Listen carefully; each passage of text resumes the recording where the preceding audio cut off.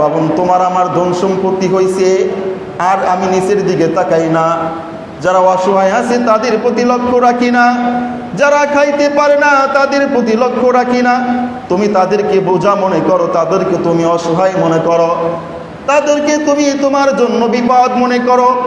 মনকে একবার প্রশ্ন করো, যদি সেও আমার মতো বড়লোক হইতো, সেও যদি আমার মতো টাকাওয়ালা হইতো, সে যদি আমার মতো ধনওয়ালা হইতো, আমার মতো গাড়িওয়ালা বাড়িওয়ালা হইতো, দুনিয়ার সমস্ত মানুষকে যদি আল্লাহ বড়লোক বানাইয়া দিতেন, সকলকে যদি টাকাওয়ালা বানাইয়া দিতেন, তুমি আমি যে বাজারে সবজির জন্য যাই, সবজিটা কোথায় পাইতাম?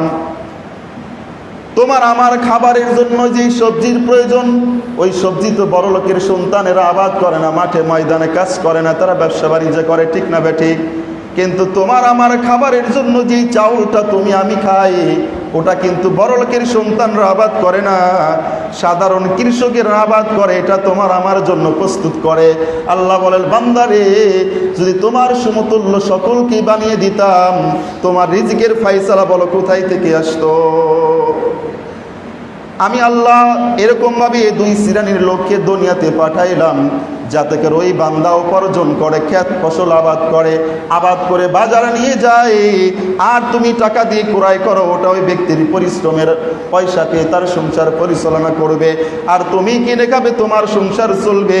তবে যারা হত দরিদ্র তাদের পাশে দাঁড়িয়ে তাদেরকেও তুমি দান করো, তাহলে সে তুমি প্রকৃত মুমিন, অন্যথায় মুমিন দাবি করা যাবে না।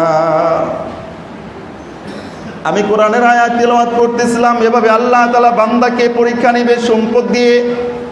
তুমি সম্পদ কোন পথে ব্যয় করেছো, কোন পথে খরচ করেছো, তোমার উপর যে যাকাত এসেছিল যাকাত দিয়েছো কিনা, তোমার প্রতিবেশী অনেকেই অনাহারে থাকে, গরিব আছে, খানা পায় না, খেতে পারে না, তাদেরকে তুমি দিয়েছো কিনা।